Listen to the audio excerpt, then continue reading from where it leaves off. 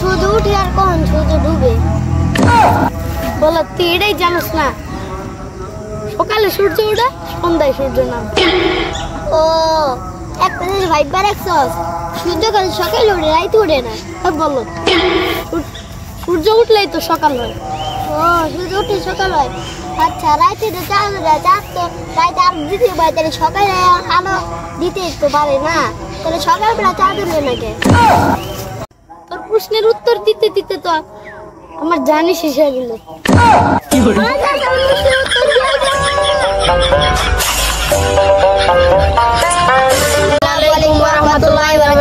আমাদের কমেন্ট করে জানাবেন যে কার ভিডিও সবচেয়ে ভালো হয়।